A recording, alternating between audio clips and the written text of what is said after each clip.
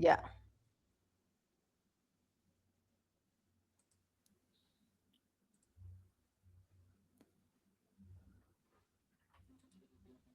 Bienvenidas y bienvenidos a un nuevo capítulo de ¿Cuál es tu marca? El espacio donde conversamos con personas que construyen su marca desde lo que hacen, desde cómo piensan y desde qué impacto generan. Hoy me acompaña Patricio Contreras, un periodista y profesor universitario con más de 15 años trabajando en el cruce entre tecnología, cultura, escritura y educación.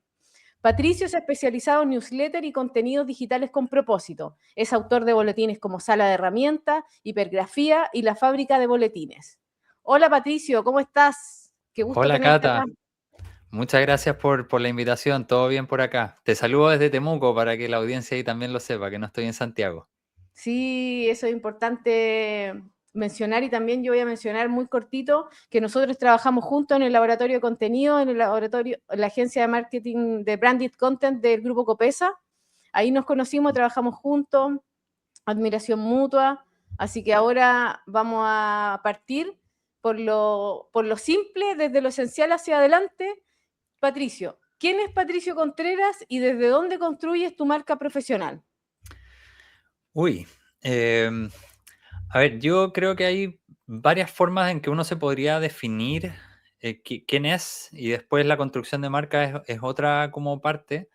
Yo hoy día me definiría como profesionalmente como periodista, sigo haciendo periodismo a partir de otros medios distintos a los medios tradicionales.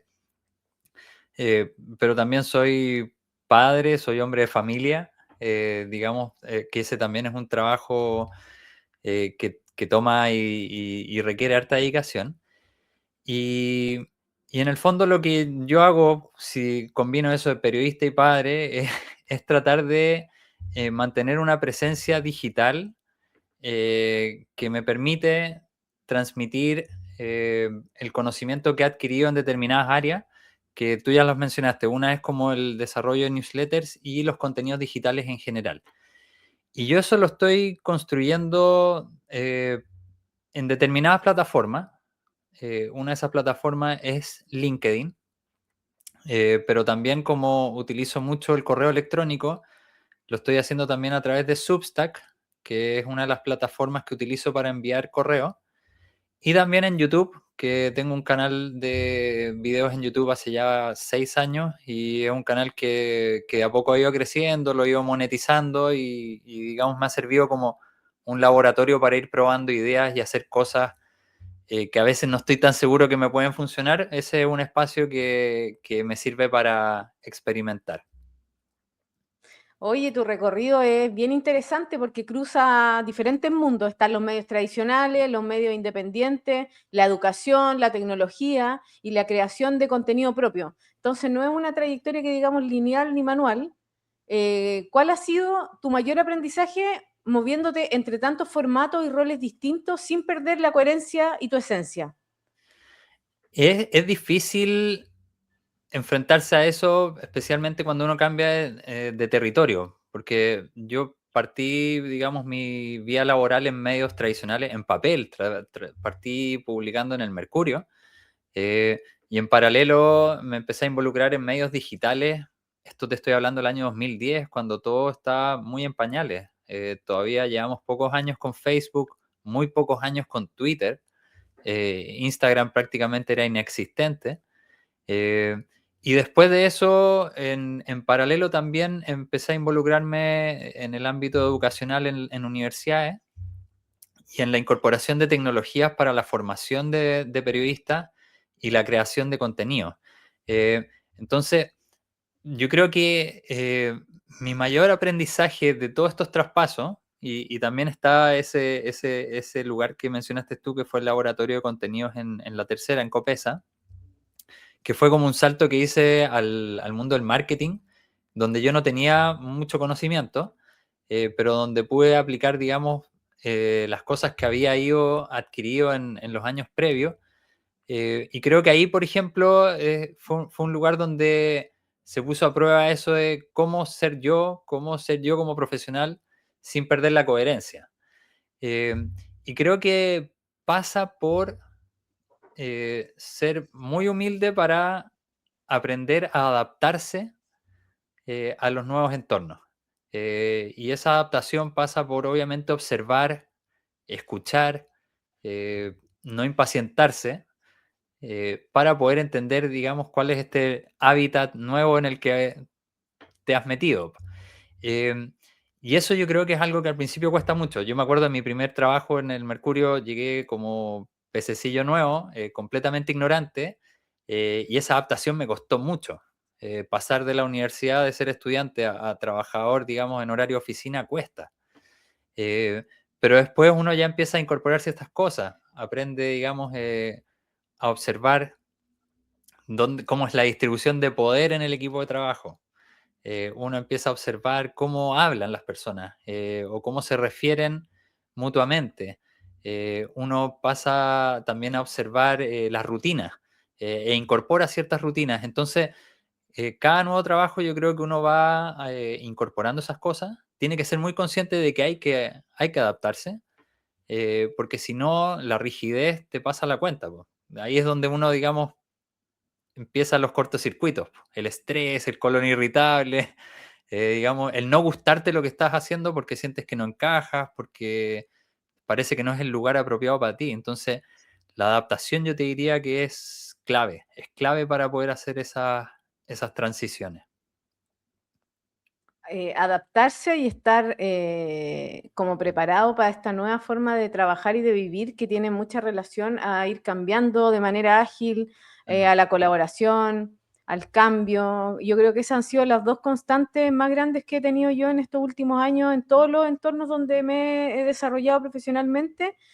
Creo que es fundamental adaptarse a eso, a los cambios. mm.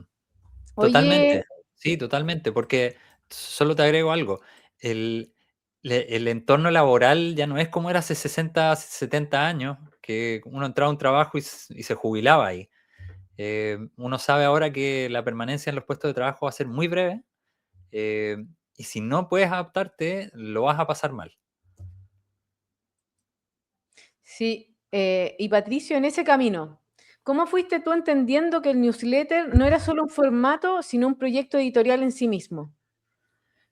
Creo que eso pasa por el recorrido, porque como te había mencionado, yo soy usuario de Internet desde el año 99, cuando Internet llegó a mi casa y yo todavía era adolescente, em, y vi, digamos, como prácticamente toda la transición de cómo Internet fue transformándose en un espacio en el que hoy prácticamente todos podemos publicar.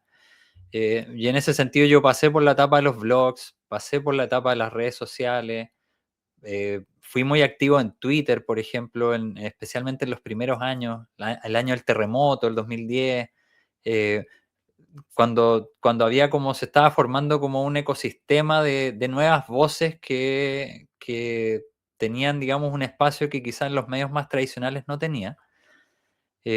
También experimenté con los sitios web, también, como te decía, estuve en paralelo en medios tradicionales, trabajé en radio, trabajé en televisión, trabajé en periódico. Y yo creo que ya entrando, digamos, a esta década y coincidiendo quizás sin saberlo con la pandemia, me vino una especie de repliegue, como de un agotamiento de los algoritmos, digamos, de tratar de adivinar cómo hacer que las cosas fueran visibles en redes sociales. Y tenía cierta experiencia trabajando con correo, pero nunca dedicado al 100%. Y antes de que se decretara la pandemia y las cuarentenas acá en Chile, en marzo del 2020, yo ya venía con la idea de empezar algunos proyectos a través de newsletter. Y la verdad es que todo ese primer año, como estuvimos encerrados y tuvimos que ingeniárnosla para poder, digamos, trabajar, a mí me sirvió como un laboratorio de experimentación y la verdad que me quedó gustando. Me gustaba la relación directa que podía tener con los lectores.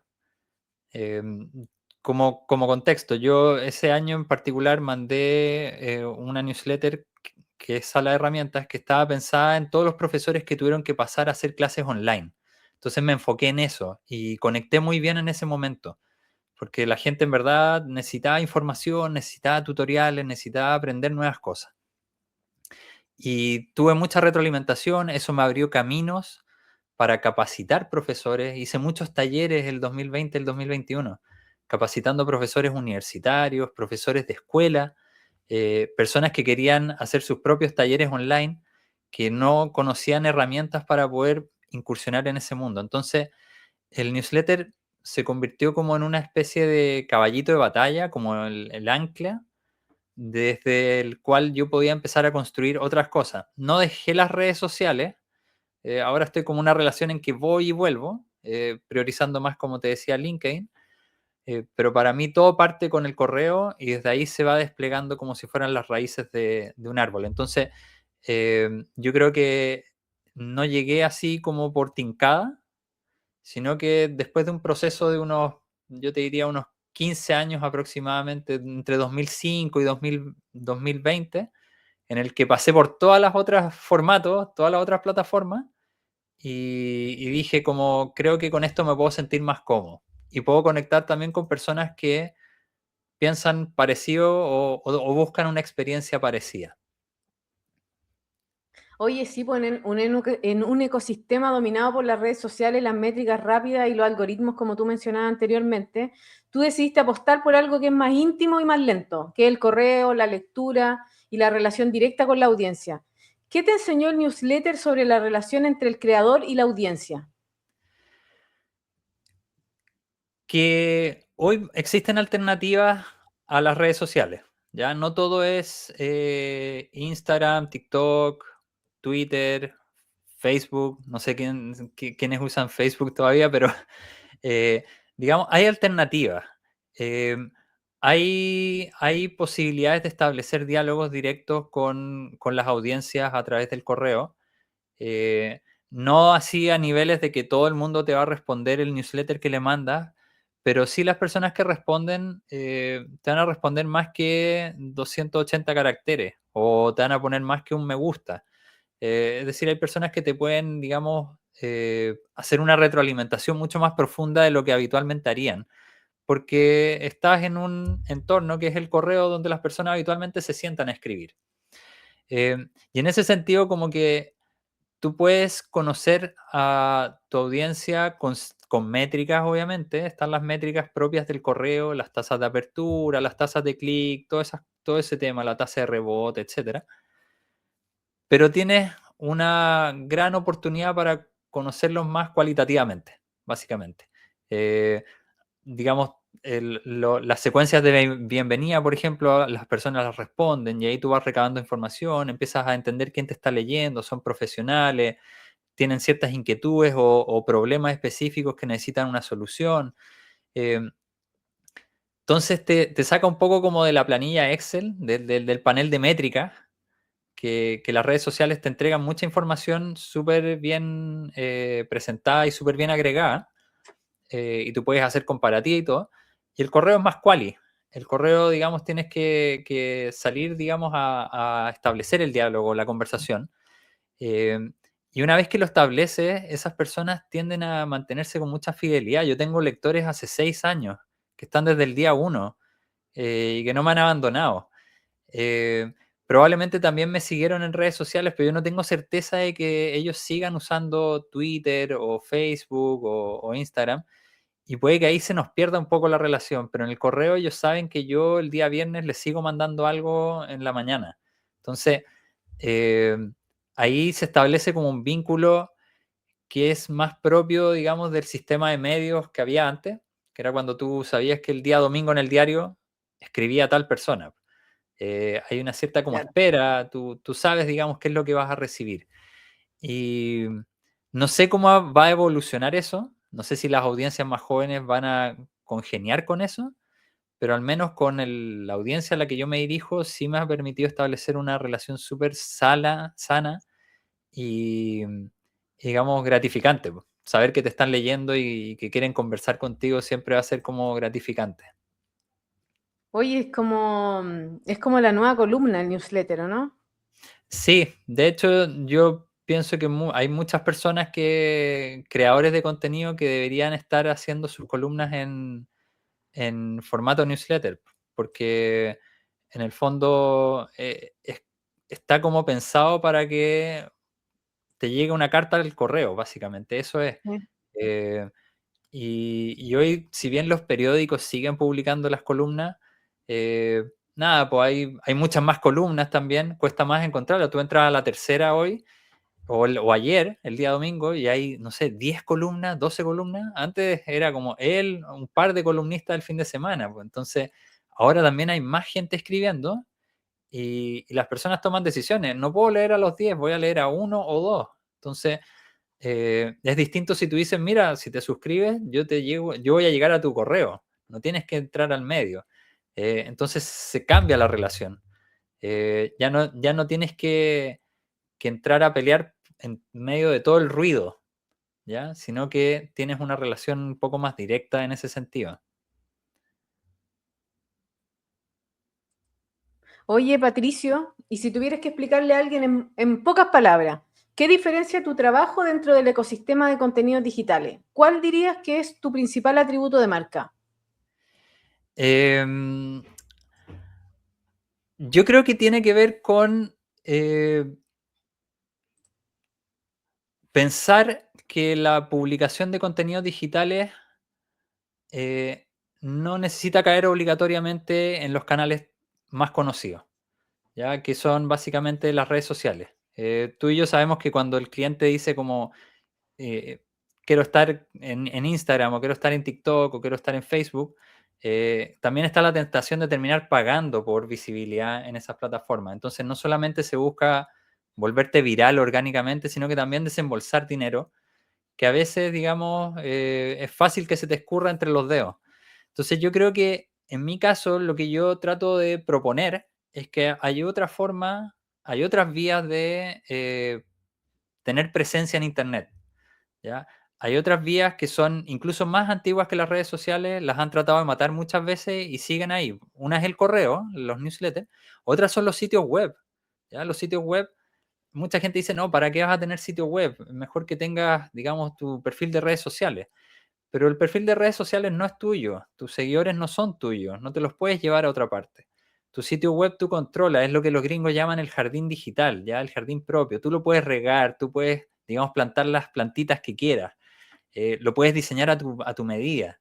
Yo te diría que esos son los espacios que hay personas que están acudiendo y, por ejemplo, en pandemia fue evidente que las pymes necesitaban tener sitios web propios, ¿ya? Hablaba el fin de semana con un librero acá en Temuco, que era parte de una franquicia de librería, y cuando llegó pandemia la franquicia no les permitía tener un sitio web propio, entonces no podían hacer venta online, no podían hacer despacho y tampoco podían abrir el local por las Chuta. cuarentenas. Entonces, todo eso generó una fricción, un problema. Y ahí se dieron cuenta lo importante que era tener un sitio web propio con el carrito de compra para poder tener esa relación directa con personas en esa circunstancia en particular. Pero ahora que no hay pandemia, el e-commerce de tu negocio sigue siendo súper importante. Eh, y puedes estar en Mercado Libre o en otro marketplace, pero tenerlo propio cuando surgen estas contingencias, pucha que es importante. Entonces, yo te diría que estoy tratando de impulsar o movilizar la importancia de tener jardines propios, de controlar tus espacios en Internet, no delegarlo todo a plataformas que en cualquier momento pueden cambiar las reglas del juego. Oye, pero el otro trabajo es más lento. Es Sí. más lento, Lo totalmente. digo en relación a cómo los clientes, como que también estamos en un mundo donde todos esperamos como resultados rápidos, porque hay que tener, para lo lento hay que tener disciplina, hay que ser constante, hay que ser creativo y por durante largo plazo, o sea, no es hoy día nomás, o sea, si queréis tener una comunidad para tu newsletter o para tu sitio web, es de aquí para adelante todos los días y durante mínimo un año, 2 años, o sea, tú imagina toda la cantidad de años que tienes en tu... Entonces, ¿cómo manejar esa, no sé si llamarlo como ansiedad o el resultados de inmediatos que uno espera? porque ahí es donde empiezan las otras redes a ocupar su rol, que pagarle a Instagram para que te vean más, o no sé, cuando uno está del lado de que uno tiene una marca o tiene una empresa, ese ecosistema que hay tan diverso, cuesta ver dónde poner la ficha. Totalmente, totalmente, porque hay tantas plataformas y la tentación es querer estar en todas, lo que implica tener manos, gente a cargo de eso. Y está la tentación también, digamos, o la seducción que generan las plataformas por la ganancia rápida, la viralización, etcétera. Yo creo que no es fácil, obviamente, porque nuestras vidas están dominadas por la urgencia. Lo que hacemos todo el día parece que es urgente. Te llega un correo y quieren la respuesta para ahora. Es decir, todo parece que tiene que ser de inmediato. Lo que yo he tratado de impulsar, y cuando trabajo con clientes, eh, te diría, muchos de los clientes que llegan a trabajar conmigo es precisamente porque sienten que ya tienen avanzado en lo otro, digamos, ya han hecho una inversión con equipos de trabajo para redes sociales, pero sienten que tienen descuidada la otra pata. Un poco sabiendo que las redes sociales de pronto te pueden tirar muy para arriba, puedes tener un golpe de suerte, pero que eso no pasa todos los días. ¿Ya? Y obviamente ahí en redes sociales la consistencia también es importante. Entonces, las personas con las que yo suelo trabajar no es que estén escapando de las redes sociales, pero sí quieren complementar lo que están haciendo. Y en algunos casos, el análisis que yo hago de su estrategia es observar cómo tienen el funnel, cuál es el objetivo que ellos tienen, en el fondo. Si el objetivo es venta, ver con qué están trabajando y ver de qué modo, por ejemplo, si ya tienen sitio web y no tienen newsletter, de qué modo el newsletter se inserta en ese funnel. ¿Ya? Para convertir, digamos, para visibilizar. Lo tratamos de insertar dentro de lo que ya tienen y ver cómo va a trabajar en conjunto con las otras cosas. Pero también hay personas que dicen, mira, creadores independientes. Me ha tocado trabajar con profesionales que dicen, yo quiero construir mi marca personal. Y quiero tener solamente LinkedIn y newsletter, nada más. No quiero tener, no voy a hacer videos, no voy a hacer TikTok, no voy a hacer YouTube. LinkedIn newsletter. Y ahí tienes como alguien que está como en los dos mundos, LinkedIn siendo una red más profesional, pero el newsletter siendo eminentemente como fuera de los algoritmos. Entonces, muchas veces lo que hacemos es partimos la estrategia con lo que se hace para newsletter y de ahí derivamos a LinkedIn. Para no tener que hacer, digamos, contenido en paralelo, sino que se reutiliza, reempaqueta. Yo te diría que esas es como aproximaciones que se tienen, pero es más fácil hacerlo con clientes más pequeños. Probablemente con clientes más grandes es difícil porque, nada, eso es como el pez en la pecera, no sabe que está, digamos, en la pecera. Eh, el cliente grande no sabe que está en la pecera porque, digamos, ya lleva tanto tiempo gastando recursos, publicando, teniendo presencia en todas las plataformas habidas y por haber, que de pronto decir como paremos, examinemos, los ritmos de la vida moderna no te permiten hacer eso. Es complicado, es súper complicado y la verdad por eso también yo suelo trabajar con medianos hacia abajo, no necesariamente con medianos hacia arriba. Sí, y es difícil enseñarle a construir marca a los clientes que son gigantes, que Mm. ya llevan construyendo marca decenas de años, pero igual entiendo como tú, claro, uno puede aportar más a los clientes que son más pequeños en términos de conocimiento de marketing. Oye, Mm. Pato, en tu trabajo aparece mucho la palabra criterio, el criterio editorial, el criterio tecnológico, el criterio humano. No, tú no usas herramientas por moda ni contenidos por tendencia. ¿Qué significa hoy para ti el uso de la tecnología con criterio? Ya, mira, como yo tengo experiencia en lo que hice en pandemia fue mucho de revisar herramientas digitales, aprender a usarlas y enseñarle a otros a utilizarlas. Desarrollé por decirlo de algún modo, como una especie de método para aproximarme a las nuevas tecnologías, básicamente. Porque cada semana salen nuevas herramientas. Ahora que digamos, la inteligencia artificial está presente en todo, cada semana aparecen 10 herramientas que incorporan inteligencia artificial. Y las herramientas que ya existían también están incorporando inteligencia artificial.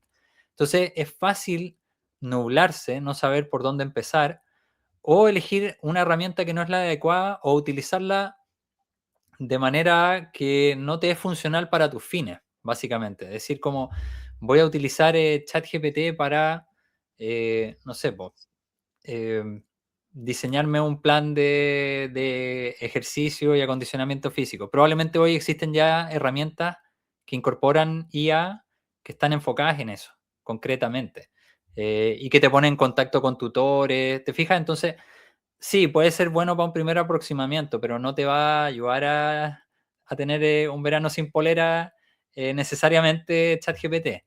Entonces, yo te diría que lo primero es, porque, digamos, claro, la palabra criterio está muy presente en lo que yo digo porque no hay que subirse a todos los carros, ¿ya? El hecho de que exista, no sé, ChatGPT, Gemini, Claude, Perplexity, ya te nombré 4 y probablemente existen 50 más, uno dice, chuta, ¿por cuál empiezo? Bueno, ahí entra el criterio. Por ejemplo, ¿estás pagando ya por Google Workspace? Bueno, ya estás en el ecosistema de Google. Empieza a trabajar con Gemini. Eh, no estás en ninguna de estas otras cosas. Voy a hacer acá promoción de qué compañía de teléfono tienes. Si tienes la compañía que empieza con letra M, están regalando un año de Perplexity gratis. Entonces, ok, ahórrate esos 120,000 pesos que cuesta Perplexity y empieza a probar Perplexity. Eh, Adoptar las tecnologías con criterio implica no subirse por moda, ¿ya? Y hacer un análisis previo.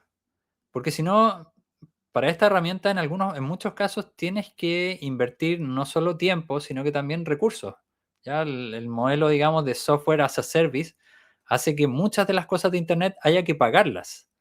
¿Ya? Y a nivel, digamos, de negocio, eso es un gasto que tú tienes que evaluar bien porque te casas con una herramienta y estás pagando mes a mes, año a año. ¿Vale la pena pagar por esta herramienta? ¿Cómo es la curva de aprendizaje? ¿Cuesta mucho aprender a utilizarla? ¿Mi equipo va a estar cómodo con esta herramienta? Entonces, eso yo creo que es súper clave hacer esa pausa previa, que yo en el caso mío, que vengo al mundo del periodismo y los medios, lo he empezado a ver cómo los medios más grandes y más prestigiosos del mundo están aproximándose al uso de inteligencia artificial. No fue como de inmediato decir, escribamos las notas con inteligencia artificial, sino que primero hagamos un análisis de esta situación, cómo nos afecta, y después veamos, digamos, en qué áreas queremos concentrarnos específicamente. ¿La vamos a utilizar para transcribir entrevistas, por ejemplo? ¿La vamos a utilizar para hacer noticias del momento? Es decir, todo ese análisis es bueno hacer esa pausa.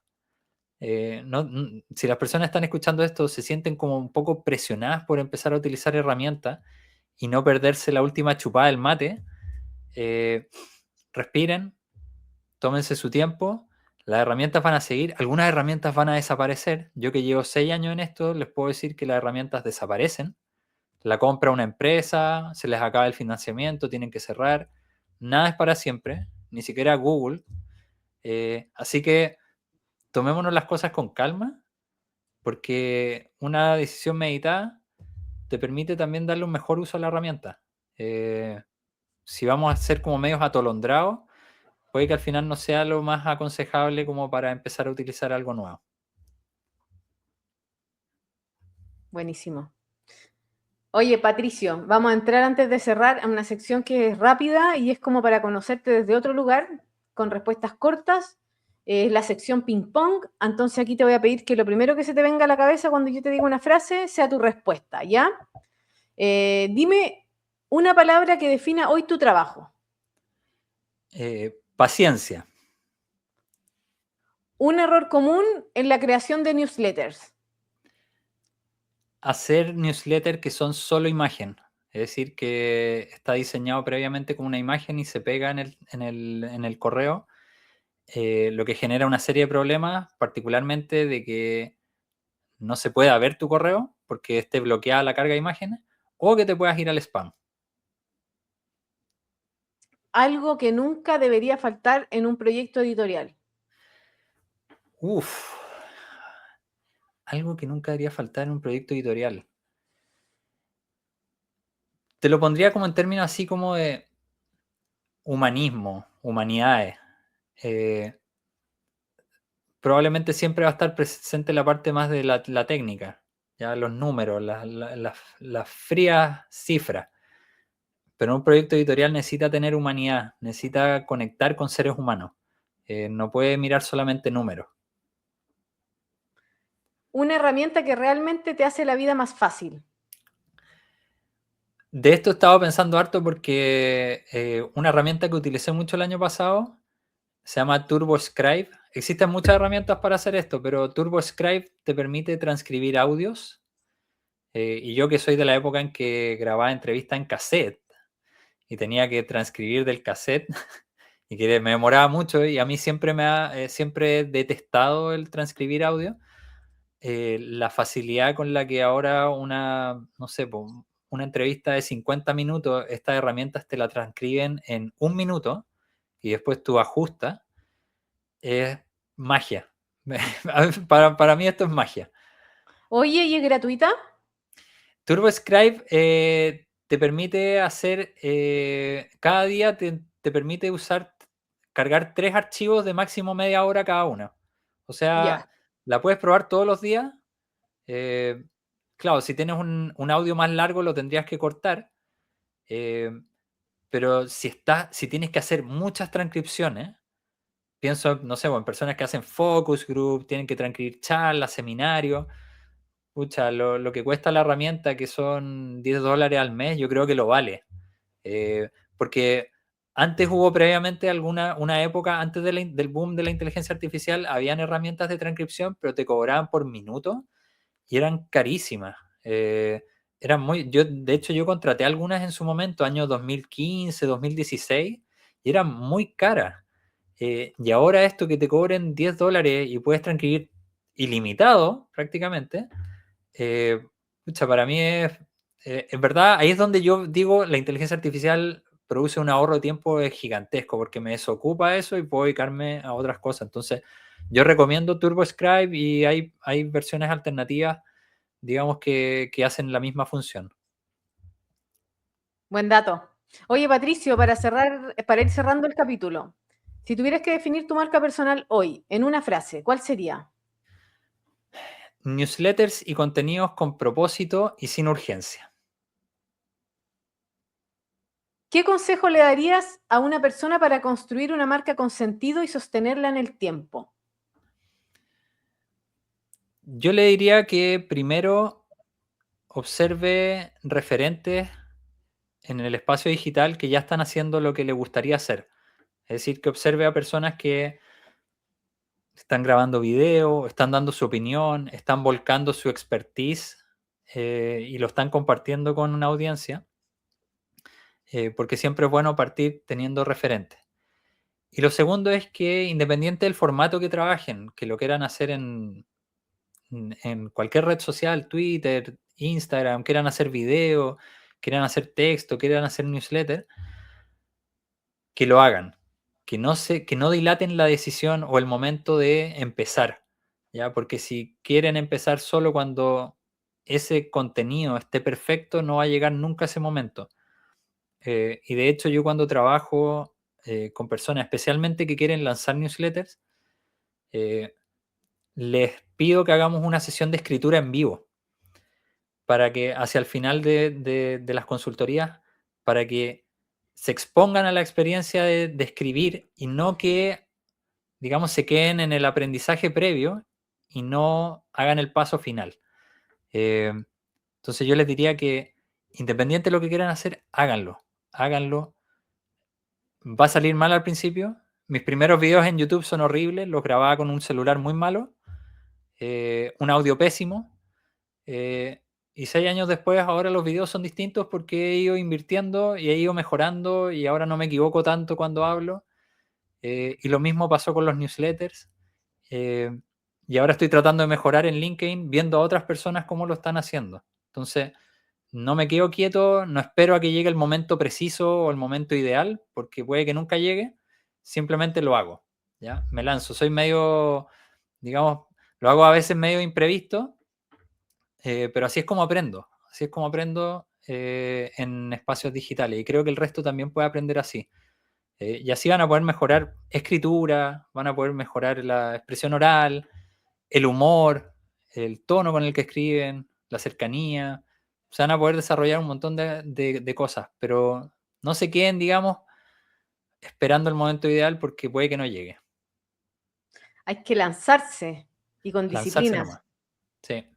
Sí, yo creo que ahí, como decís tú, concuerdo que hay que hacerlo, atreverse, tener la valentía de enfrentar ese miedo de aparecer, pero en paralelo está el tema de ser disciplinado y hacerlo todos los días o una vez a la semana, y no porque a veces viene el, el factor que tengo otra cosa que hacer, le dais prioridad a otra cosa, pero no hay que fallar, porque es Mm, súper gratificante cuando tú publicáis.